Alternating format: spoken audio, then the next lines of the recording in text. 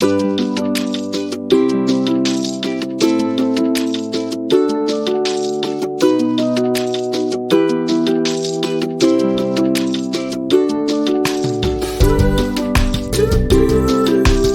Students, इस lecture में हम लोग जो टॉपिक करेंगे दैट इज डायमेंशनल एनालिसिस। ठीक है, बट डायमेंशनल एनालिसिस करने से पहले हमें ये देखना होगा कि फिजिकल क्वांटिटीज क्या होती हैं।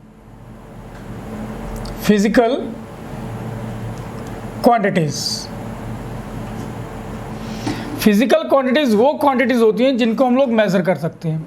ठीक है, तो क्या हमारे पास डेफिनेशन क्या बनेगी? The quantities which can be measured and on which the laws of physics hold good। ठीक है, जिनके लिए लॉज ऑफ फिजिक्स वैलिड रहते हैं और जिनको हम लोग मेजर कर सकते हैं उनको हम लोग बोलते हैं फिजिकल क्वांटिटीज। ठीक है, ये दो तरह की होती हैं। One is the fundamental quantities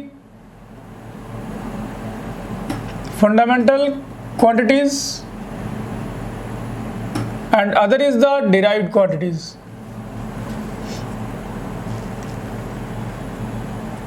अब ये फंडामेंटल क्वांटिटीज क्या होती हैं? फंडामेंटल क्वांटिटीज बेसिक क्वांटिटीज होती हैं। These are the basic quantities which exist in themselves,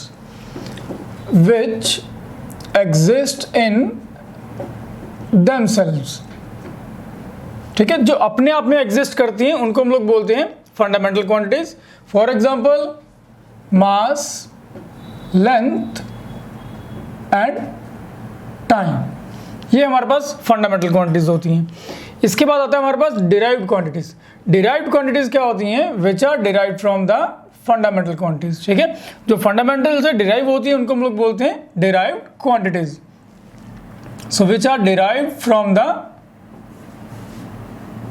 fundamental quantities. ठीक है, तो हमारे पास मोस्ट ऑफ द क्वांटिटीज जो होती हैं these are the derived quantities. ठीक है, 7 फंडामेंटल हैं। हम लोग आगे चल के इनको डिटेल में पढ़ेंगे कि कौन सी 7 है। फॉर द टाइम बिंग हम लोग सिर्फ ये 3 यूज करेंगे, मास, लेंथ एंड टाइम। ठीक है, तो फॉर एग्जांपल अगर हम लोग यहाँ पे देखें स्पीड क्या होता है? Speed is distance over time, और हमें पता है डिस्टेंस क्या होता है? Distance is length. तो स्पीड हमारे पास किसके इक्वल आ गई? That is equals to length upon time. Length हम लोग देखें तो लेंथ क्या है? That is fundamental quantity. Time क्या है? That is also the fundamental quantity. तो हमने 2 फंडामेंटल क्वांटिटीज को यूज किया, एक नई क्वांटिटी आ गई दैट इज स्पीड। तो ये जो स्पीड है that is called the derived quantity. ठीक है, सो आई होप आपको क्लियर है कि फिजिकल क्वांटिटीज क्या होती हैं। फिजिकल क्वांटिटीज वो क्वांटिटीज होती हैं जो हम लोग मेजर कर सकते हैं और जिनके ऊपर लॉज ऑफ फिजिक्स वैलिड होते हैं, उनको हम लोग बोलते हैं फिजिकल क्वांटिटीज। ठीक है, और ये 2 टाइप्स की होगी, fundamental and the derived quantities. Fundamental quantities क्या होगी? जो सिर्फ और सिर्फ अपने आप में एग्जिस्ट करती हैं, for example mass, length, time. और डिराइव्ड क्वांटिटीज कौन सी होती हैं? Which are derived from the fundamental quantities. For example speed, velocity, force, work, pressure etcetera. ठीक है, हम लोग आगे चल के इनको डिटेल में पढ़ते हैं। नाउ ये जो हमारे पास फिजिकल क्वांटिटीज हैं, इन्हीं के बिहाफ पे हम लोग देखते हैं 7 dimensions of word. 7 dimensions of word. तो पूरे वर्ड में हमारे पास 7 डायमेंशंस हैं जिनसे हम लोग बाकी जितने भी फिजिकल क्वांटिटीज हैं उनके डायमेंशंस को डिराइव कर सकते हैं। ठीक है, तो इन डायमेंशंस को हम लोग बोलते हैं 7 डायमेंशंस ऑफ वर्ड। हम लोग देखें कौन कौन सी होती हैं। First is the mass. Mass के लिए हम लोग लिखते हैं m1। ठीक है, then it is length. Length के लिए क्या हो जाएगा? L1। ठीक है, देन टाइम T1 हो जाएगा। ठीक है, then we have electric current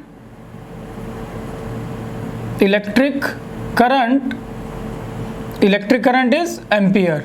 ठीक है, then next we have the temperature के लिए हम लोग यूज करते हैं kelvin. Next is the quantity of matter,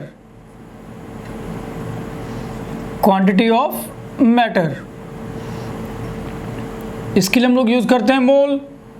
ठीक है, then next we have the luminous intensity.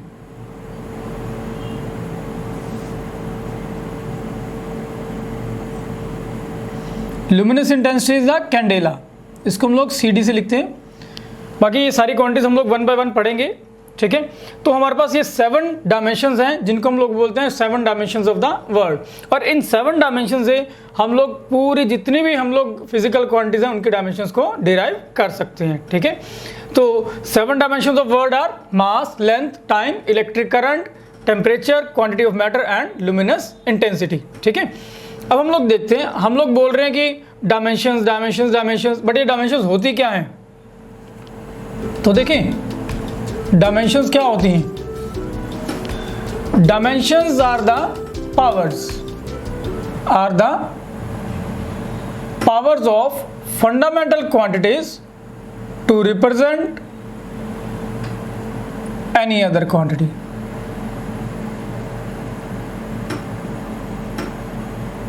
क्या बताया अपने? That the dimensions are the powers किसकी होती हैं? फंडामेंटल क्वांटिटीज की, ताकि किसी और क्वांटिटी को रिप्रेजेंट कर सके।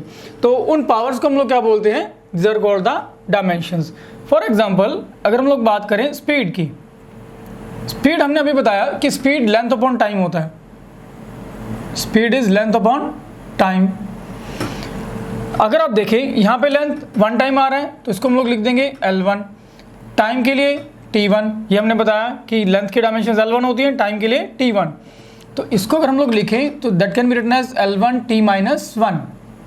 T-1, ठीक है। तो ये क्या बन गया हमारे पास? These are dimensions of speed. अब देखिए हमारे पास अपन ने 3 फंडामेंटल बताई हैं, मास, लेंथ एंड टाइम। अगर आप मास भी लिखना चाहते हैं तो क्या लिख देंगे? m0 L1 T-1। That means कि जो हमारे पास इन तीनों में से मास, लेंथ, टाइम में से जो नहीं है, अगर आप उसको भी लिखना चाहते हैं तो उसकी पावर क्या बन जाएगी? 0 बन जाएगी। अदरवाइज सिर्फ आप इतना भी लिखेंगे वो भी करेक्ट होगा। तो अगर आप यहाँ पे देखें तो वी गेट 0, 1, -1 आर डायमेंशंस, ठीक है।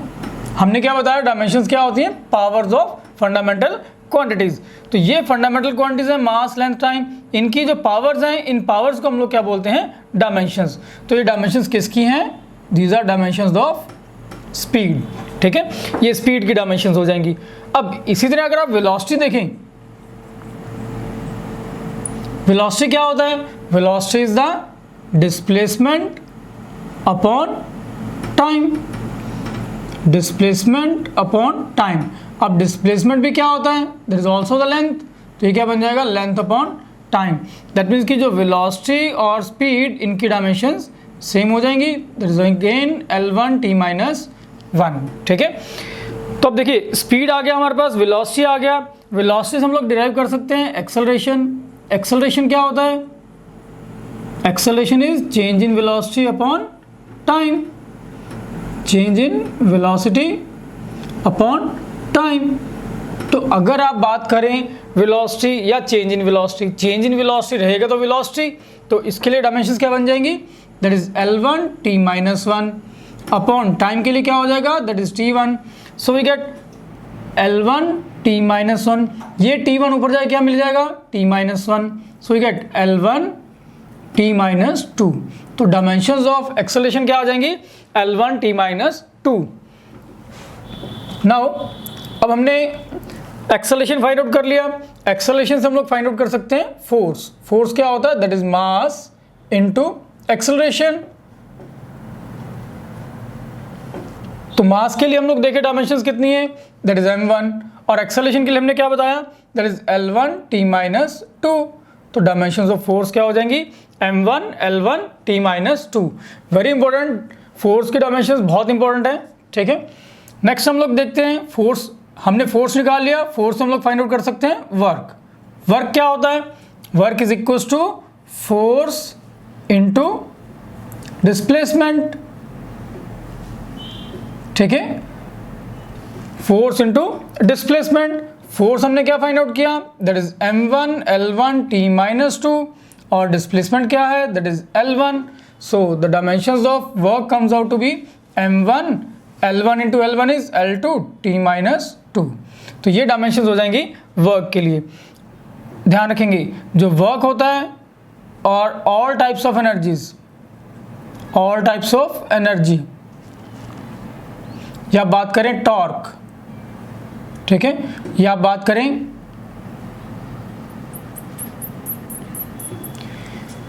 और movement of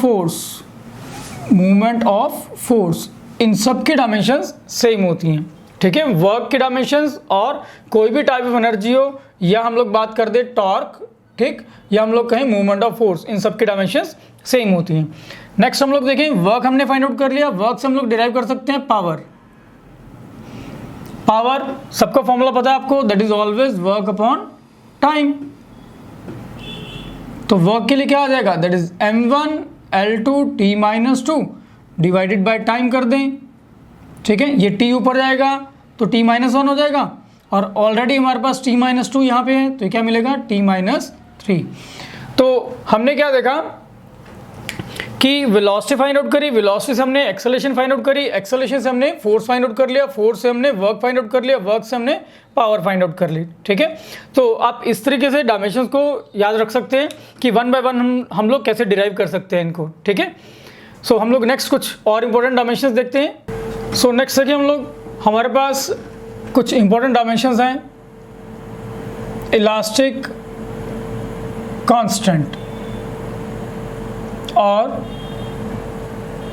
coefficient of elasticity, और इसको हम लोग मॉडुलस ऑफ इलास्टिसिटी भी बोलते हैं।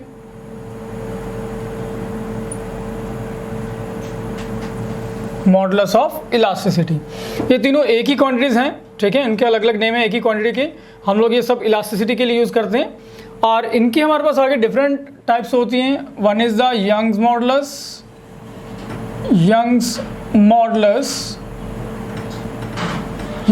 को हम लोग कैपिटल वाई से लिखते हैं। Then is the bulk modulus, इसको हम लोग के और कैपिटल बी से लिखते हैं, ठीक है। Then is the modulus of rigidity, ठीक है, इसको हम लोग नीटा से लिखते हैं, राइट। तो ये जो हमारे पास 6 क्वांटिटीज हैं, ये एक ही हमारे पास टाइप को बताती हैं, दैट इज द इलास्टिसिटी, ठीक है। ये सब इलास्टिसिटी के लिए हम लोग यूज करते हैं। नाउ इन सबकी डायमेंशन हमारे पास सेम होती हैं, that is m1 L-1 t-2, ठीक है। ये जो सारी क्वांटिटीज हैं, ये हम लोग 7th चैप्टर में जाके वन बाय वन पढ़ेंगे, ठीक। अभी के लिए आपने ध्यान रखना है कि ये जो डायमेंशंस हैं, that is m1 L-1 t-2। इसी तरह अगर हम लोग बात करें, हमारे पास एक टर्म और होती है, that is called the stress. Stress is force upon area. क्या बताया अपने, फोर्स अपॉन एरिया। तो फोर्स इज, हमने पीछे भी बताया, m1 L-1 t-2, और एरिया क्या हो जाएगा L2। तो इसको सॉल्व करेंगे, we get m1 L-1 t-2। तो ये हमारे पास स्ट्रेस की डायमेंशन आ जाएंगी जो इसके सेम है, ठीक है। इसके अलावा बात करें प्रेशर, प्रेशर आप लोगों को पता है सबको, that is also force upon area. तो इसकी डायमेंशंस भी क्या आ जाएंगी, m1 L-1 t-2।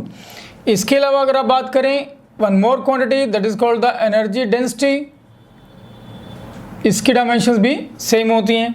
Energy density क्या होता है, एनर्जी डेंसिटी इज एनर्जी पर यूनिट वॉल्यूम। तो एनर्जी अपॉन वॉल्यूम, एनर्जी हमने बताया, एनर्जी इज द वर्क। तो ये क्या हो जाएगा m1 L2 t-2, और वॉल्यूम क्या होगा L3, ठीक है। देन हमारे पास जो फाइनल रिजल्ट आएगा, that is m1 L-1 t-2, ठीक है। नाउ हमारे पास ये टोटल 9 क्वांटिटीज बन गई जिनकी डायमेंशन सेम होंगी, which is m1 L-1 t-2। और अगर आप इन 6 क्वांटिटीज की बात करें, elastic constant, coefficient of elasticity, modulus of elasticity, और द यंग मॉडुलस, और द बल्क मॉडुलस, और द मॉडुलस ऑफ रिजिडिटी, इन सब के लिए हमारे पास जो फॉर्मूला यूज करते हैं हम लोग, that is stress divided by strain, ठीक है। तो ये जो स्ट्रेन होता है, that is dimensionless, strain is dimensionless. ये हम लोग अभी आगे चल के पढ़ते हैं इसको कि स्ट्रेन की डायमेंशन क्यों नहीं होती हैं, ठीक है। और बाकी रह गया हमारे पास स्ट्रेस, तो स्ट्रेस बाय स्ट्रेन, स्ट्रेस और अपॉन डायमेंशनलेस। तो जो स्ट्रेस की डायमेंशन है वही इन सब की 6 क्वांटिटीज की डायमेंशन बन जाएंगी, that is m1 L-1 t-2। तो ये बहुत इंपॉर्टेंट है, ये काफ़ी आपको यूज में आएगा। न्यूमेरिकल क्वेश्चन जब आप सॉल्व करेंगे इसको, ठीक है, या मल्टीपल चॉइस क्वेश्चन जब करेंगे तो ये सारे आपको बहुत काम आएंगी, ठीक है। तो याद रखना कि ये जो 9 क्वांटिटीज बनी है हमारे पास, इन सबके डायमेंशंस m1 l-1 t-2 होती हैं, ठीक है। नाउ इसके अलावा हम लोग कुछ और इंपॉर्टेंट डायमेंशंस देखते हैं। One is the surface tension. Surface tension को हम लोग T से लिखते हैं और सिग्मा से लिखते हैं और S से लिखते हैं, ठीक है। तो जो सरफेस टेंशन होता है, surface tension is the force per unit length, force per unit length. तो फोर्स के डायमेंशन हमने बताए m1 l1 t-2 divided by length के लिए क्या हो जाएगा l1। सो फाइनली हमारे पास जो डायमेंशन आ जाएंगी that will B m1 l0 t-2, ठीक है। नाउ सरफेस टेंशन के बाद हम लोग देखते हैं surface energy. Surface energy is the energy पर यूनिट एरिया, एनर्जी पर यूनिट एरिया। तो एनर्जी हमें पता है m1 l2 t-2 divided by area भी हमें पता है। एरिया क्या होता है? Area is length into breadth, तो भी l1 into l1 that means that is l2। तो l2 cancels out, we get m1 l0 t-2। इसके अलावा हम लोग देखें स्प्रिंग कांस्टेंट। स्प्रिंग कांस्टेंट या हम लोग इसको फोर्स कांस्टेंट भी बोलते हैं, फोर्स कांस्टेंट, या हम लोग इसको स्प्रिंग फैक्टर भी बोलते हैं, स्प्रिंग फैक्टर, ठीक है। तो ये जो होता है फोर्स कांस्टेंट कह दो और स्प्रिंग कांस्टेंट कह दो, ये जो होता है that is also equals to force upon length, ठीक है। तो again force is m1 l1 t-2 divided by length के लिए क्या हो जाएगा l1। So we get m1 l0 t-2। तो आप देख रहे हैं surface tension, surface energy, spring constant और फोर्स कांस्टेंट और द स्प्रिंग फैक्टर, इन सबकी जो डायमेंशंस होती हैं दैट इज m1 t-2, ठीक है। चलिए इसके अलावा अगर हम लोग देखें वेवलेंथ, वेरी इंपॉर्टेंट, वेवलेंथ। तो नाम से हमें पता लग रहा है वेवलेंथ को हम लोग लैम्डा से लिखते हैं। वेवलेंथ, वेवलेंथ क्या हो जाएगा? वेव की लेंथ। तो लेंथ के लिए हम लोग क्या यूज करेंगे? That is l1। और हमें पता है अगर आप बात करें हाइट की और रेडियस और द लेंथ और द ब्रेड, सबके डायमेंशंस क्या रहेंगी? l1 रहेंगी, ठीक है। इसके बाद देखिए वेरी इंपॉर्टेंट, जब भी आपको रेट दे रखा है, रेट का मतलब होता है 1/टाइम, ठीक है। जनरली हम लोग 1/टाइम यूज करते हैं, तो ये क्या बन जाएगा? t⁻⁻1, ठीक। For example rate of flow, अगर आपको इसकी डायमेंशन देखनी है, रेट ऑफ फ्लो को हम लोग कैपिटल V से लिखते हैं एंड वेरी इंपॉर्टेंट डायमेंशन भी rate of flow. Rate of flow क्या होता है? देखिए हमारे पास फ्लो क्या कर सकता है? लिक्विड्स फ्लो करते हैं या गैसेस फ्लो करती हैं, और उनके पास क्या होता है? वॉल्यूम होता है ना। तो रेट ऑफ फ्लो क्या बनेगा? इसके लिए बनेगा हमारे पास वॉल्यूम अपॉन टाइम। तो वॉल्यूम के लिए क्या हुआ?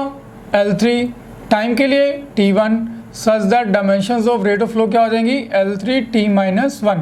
ये बहुत इंपॉर्टेंट डायमेंशंस है रेट ऑफ फ्लो के लिए, ठीक है। इसको अच्छे से याद रखेंगे, ये कॉम्पिटिशन में भी यूज होगा और थ्योरेटिकल में भी यूज होगा, न्यूमेरिकल्स में, ठीक है।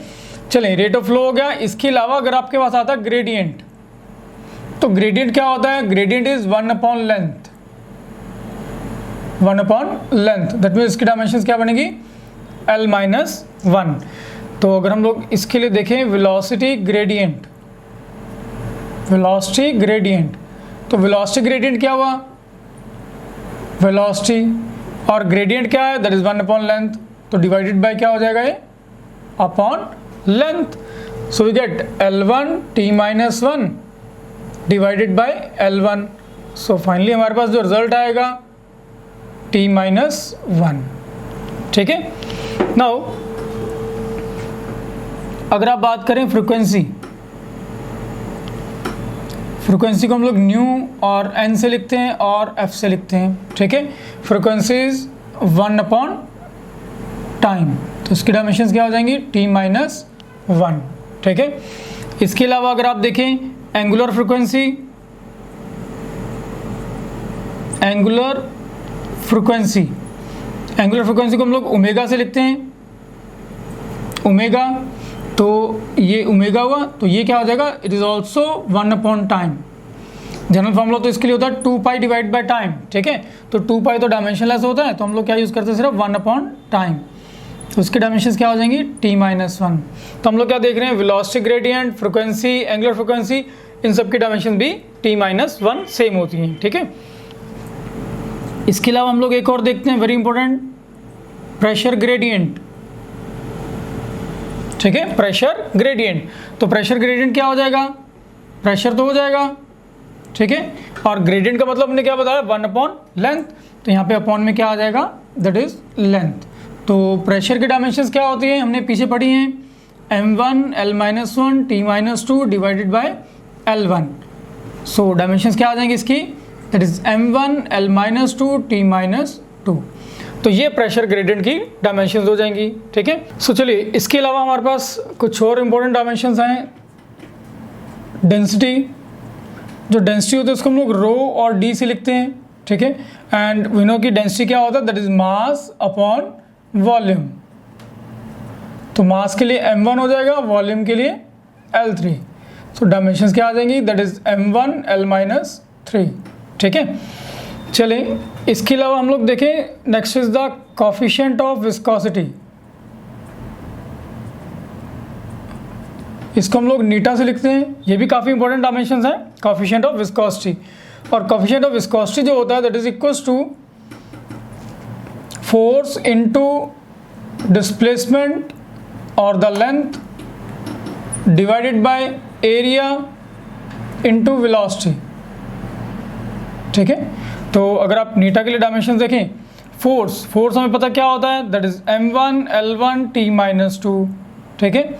डिस्प्लेसमेंट के लिए क्या हो जाएगा, दैट इज l1, एरिया के लिए दैट इज l2, ठीक है, वेलोसिटी के लिए l1 t-1। तो अगर आप इसको देखें, l1 से l1 कैंसिल हो जाएगा, ये भी l से l कैंसिल हो जाएगा, t-1 से t-1 कैंसिल हो जाएगा, लेफ्ट इज m1, ये l1 ऊपर लेके जाएंगे तो l-1, और यहाँ पे कितना रहेगा, t-1। So dimensions of coefficient of viscosity क्या मिलती हैं, m1 l-1 t-1, ठीक है। इसके अलावा हम लोग कुछ डायमेंशनलेस क्वांटिटीज़ के लिए देखते हैं। डायमेंशनलेस क्वांटिटीज़,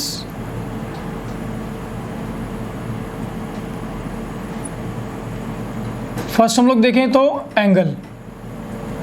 एंगल क्या होता है, एंगल के लिए फॉर्मूला होता है length of arc divided by radius of arc, ठीक है। तो दैट मीन्स हम लोग सिंपली लिख सकते हैं theta is equals to l by R. तो l के लिए क्या हो जाएगा, l1, और रेडियस के लिए भी क्या होता है, दैट इज l1, हमने पीछे बताया। तो ये कितना हो जाएगा, l⁻0। और अगर आप लिखना चाहें तो इसको ये लिख सकते हैं m0 l0 t0, ठीक है। दैट मीन्स कि जो एंगल होता है दैट इज ऑलवेज डायमेंशनलेस, इसकी कोई भी डायमेंशंस नहीं होती हैं, it is m0 l0 t0, ठीक है, 0 0 एंड 0। इसके अलावा हमने पीछे भी बताया था स्ट्रेन। स्ट्रेन जो होता है that is the ratio of change in configuration to the original configuration, original configuration.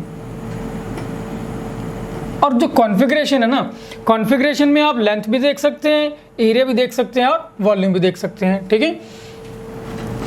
मतलब क्या हुआ कि जो स्ट्रेन है, स्ट्रेन को हम लोग लिख सकते हैं change in the length divided bye original length, या आप इसको लिख सकते हो change in the area divided by original area, original area, ठीक है। या आप इसको लिख सकते हो change in the volume, change in volume divided by original volume,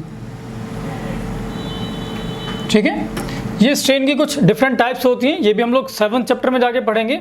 अभी के लिए जस्ट आपको ये देखना है कि इसकी डायमेंशंस क्या होंगी। तो change in length upon length, तो हमें पता है change in length is also length, divided by length भी क्या हो जाएगा, that is also L1। So L1 by L1 is L0। इसी तरह एरिया के लिए देखें तो L⁻² divide by L⁻², that is again L⁻0, ठीक है। और वॉल्यूम के लिए अगर आप देखें तो that is L⁻3 divided by L⁻3, तो ये भी क्या मिल जाएगा, डायमेंशनलेस। तो जो स्ट्रेन होता है दैट इज ऑलवेज डायमेंशनलेस, इसकी कोई भी डायमेंशंस नहीं होती। चलिए इसके बाद हम लोग कुछ और क्वांटिटीज देखते हैं। Next is the third quantity is relative density. तो जो रिलेटिव डेंसिटी होती है इसके लिए फॉर्मूला होता है that is the density of the substance, density of substance divided by the density of water, density of water at 4 degree centigrade, ठीक है। So density upon density, density हमने बताया कितना होता है, that is m1 L-3 upon density of water है, ये भी कितना हो जाएगा, m1 L-3। So ultimately we get m0 L0 T0। तो ये भी हमारे पास क्या हो जाएगा, डायमेंशनलेस हो जाएगा, ठीक है। इसके अलावा अगर हम लोग देखें mechanical equivalent of heat, mechanical equivalent of heat,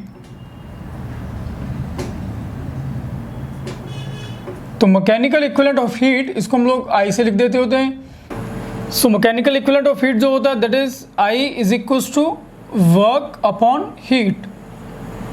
तो वर्क की डायमेंशंस क्या होती हैं, that is m1 L2 T-2। और हीट के लिए भी हमें पता है heat is also the form of energy, तो इसके लिए भी क्या हो जाएगा m1 L2 T-2। तो cancelling the common dimensions, so we get m0 L0 and T0, ठीक है। ये भी डायमेंशनलेस होता है। इसके अलावा very important that is refractive index. Refractive index इसको हम लोग म्यू से लिखते हैं, और जो रिफ्रैक्टिव इंडेक्स होता है किसी भी मीडियम के लिए तो वो हमारे पास क्या होता है, that is the velocity of light in air to the velocity of light in medium. ये +2 में हम लोग पढ़ते हैं, तो ये वेलोसिटी अपॉन वेलोसिटी हो गया, तो L1T-1 divided by L1T-1, so we get L0 T0, ठीक है। तो इसकी भी कोई भी डायमेंशंस नहीं होंगी। तो हमारे पास ये कुछ डायमेंशनलेस क्वांटिटीज थी, एंगल, स्ट्रेन, रिलेटिव डेंसिटी और mechanical equivalent of heat and the refractive index, ठीक है।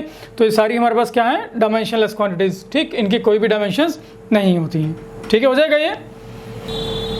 सो इसके अलावा हम लोग कुछ डायमेंशनल कांस्टेंट्स के लिए डायमेंशंस देखते हैं। Dimensions of constant quantities,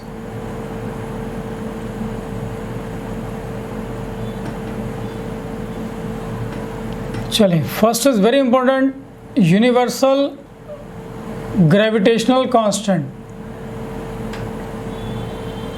universal gravitational constant, इसको हम लोग कैपिटल G से लिखते हैं, ठीक है। आप सबने पढ़ा होगा लोअर क्लासेस में कि जो न्यूटन लॉ ऑफ ग्रेविटेशन होता है that is G(m1m2) divided by r²। तो यहाँ से हम लोग अगर G के लिए डायमेंशन देखना चाहें, G के लिए फॉर्मूला क्या बनता है, F(r²) डिवाइडेड बाय m1(m2). अब डायमेंशंस पुट कर दीजिए। फोर्स की डायमेंशंस क्या होती हैं, that is m1 L1 T-2। और डिस्टेंस के लिए क्या होता है, दैट इज लेंथ, पावर कितनी 2, तो 2 लिख देंगे, डिवाइड बाय मास, मास के लिए क्या आ जाएगा m1, दूसरे वाले मास के लिए भी m1, तो एक m से m कैंसिल हो गया, we left with the m-1, इस m को ऊपर लेके जाएंगे तो m-1, L1 और ये L2, टोटल क्या बन जाएगा L3 और T-2। तो ये हमारे पास G की डायमेंशन हो जाएंगी। वेरी वेरी इंपॉर्टेंट भी, बहुत यूज आएगा इसका, ठीक है। यूनिवर्सल ग्रेविटेशनल कांस्टेंट का बहुत यूज आएगा, राइट। नेक्स्ट हम लोग देखते हैं Planck's constant. Planck's constant, Planck's constant को स्मॉल h से हम लोग डिनोट करते हैं। आपने डेफिनेटली कहीं ना कहीं ये रिलेशन पढ़ा होगा, E = h × न्यू, ठीक है। That is energy energy is equal to Planck's constant into frequency. ठीक है, तो अगर आप यहां से Planck's constant that means H के लिए फॉर्मूला फाइंड आउट करेंगे, that will be energy divided by frequency. ठीक है, एनर्जी क्या होता है, that is m1 L2 t minus 2 divided by frequency क्या होता है, that is t minus 1। So finally हमारे पास रिजल्ट क्या मिलेगा, m1 L2 t माइनस 2, ये t माइनस 1 ऊपर लेके आएंगे तो t प्लस 1 हो जाएगा। तो हमारे पास डायमेंशंस क्या मिलेंगी, m1 L2 t minus 1। Very important भी प्लैंक्स कांस्टेंट, इसका भी काफ़ी यूज आता है। इसके अलावा हम लोग एक और क्वांटिटी देखते हैं, that is the angular momentum. Angular momentum ये हम लोग 5th चैप्टर में जाके +1 में पढ़ेंगे एंगुलर मोमेंटम। ठीक है, इसको हम लोग कैपिटल L से लिखते हैं, it is equals to mass into velocity into distance और रेडियस, कुछ भी बोल सकते हैं। ठीक है, तो मास के लिए क्या हुआ, दैट इज m1, वेलोसिटी के लिए L1 t minus 1 into distance के लिए L1। तो अगर आप देखें तो इसको अगर हम लोग फाइनल रिजल्ट लिखेंगे तो क्या मिलेगा, m1 L2 t माइनस 1। ठीक है, तो हमारे पास जो रिजल्ट मिला that is exactly same as that of the Planck's constant, that means m1 L2 t minus 1, दोनों की डायमेंशंस सेम होती हैं। ठीक है, बट माइंड इट कि जो हमारे पास एंगुलर मोमेंटम है वो एक गिवन कंडीशन के लिए कांस्टेंट हो सकता है, बट यूनिवर्सली ये कांस्टेंट नहीं होता है। ठीक, इसके अलावा हम लोग देखते हैं that is the Boltzmann constant.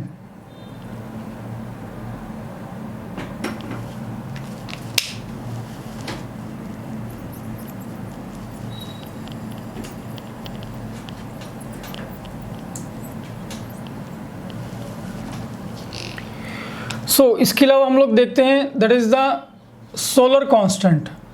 Solar constant इसको हम लोग कैपिटल S से लिखते हैं। ठीक है, और सोलर कांस्टेंट के लिए हमारे पास जो फॉर्मूला होता है दैट इज एनर्जी पर यूनिट एरिया पर यूनिट टाइम। ठीक है, तो एनर्जी की डायमेंशंस क्या होती हैं, that is m1 L2 t minus 2 और एरिया के लिए L पावर 2, टाइम के लिए t पावर 1, ये कैंसिल हो जाएगा। We get S is equals to m1 L0 t minus 3। ठीक है, ये डायमेंशंस हो जाएंगी सोलर कांस्टेंट के लिए। नेक्स्ट हम लोग देखते हैं Stefan's constant.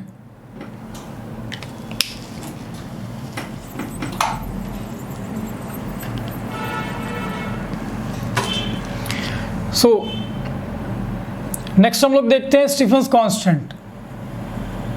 Stefan's constant, Stefan's constant को सिग्मा से डिनोट करते हैं और इसके लिए फॉर्मूला होता है दैट इज एनर्जी पर यूनिट एरिया पर यूनिट टाइम पर यूनिट टेम्परेचर पावर 4। ठीक है, तो इन सबके डायमेंशंस पुट करें, we get m1 L2 t minus 2 divided by area L2, time के लिए T1 और टेम्परेचर के लिए हम लोग क्या यूज़ करते हैं, केल्विन। तो ये क्या मिल जाएगा, केल्विन पावर 4। सेम है हमारे पास, जस्ट सॉल्व करें इसको, we get sigma is equals to m1 L0 t minus 3 kelvin minus 4।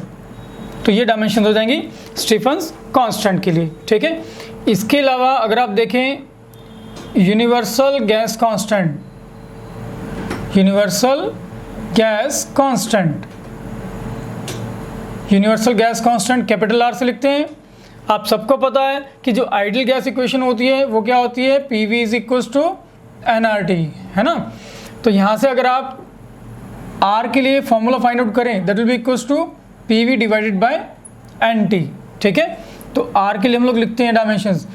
Pressure के लिए P इंटू V, अगर आप वैसे देखें तो हमारे पास ये वर्क डन होता है, pressure volume work done. But अगर आपको नहीं पता हो तो आप डायमेंशंस पुट कर लें, m1 L-1 T माइनस 2, ये तो हो गया प्रेशर के लिए, और वॉल्यूम हमें पता कितना होता है L power 3 divided by N, number of mole होता है तो डिवाइड बाय मोल हो गया, और उसके बाद टेम्परेचर के लिए केल्विन हो जाएगा, राइट। तो यहाँ से हम लोग क्या लिख सकते हैं, that is m1 L2 T minus 2 into mole inverse into kelvin inverse. तो ये डायमेंशन हो जाएंगे यूनिवर्सल गैस कांस्टेंट के लिए, ठीक है। सो नेक्स्ट हम लोग देखें, next is the Boltzmann constant. Boltzmann constant इसको हम लोग स्मॉल k से लिखते हैं, ठीक है। और जो बोल्ट्जमैन कांस्टेंट होता है that is equals to energy upon temperature, energy upon temperature. तो एनर्जी के लिए कितना हुआ m1 L2 T-2 और टेम्परेचर के लिए क्या होता है that is kelvin. So finally हमारे पास जो k की डायमेंशन आ जाएंगी that is m1 L2 T-2 kelvin inverse.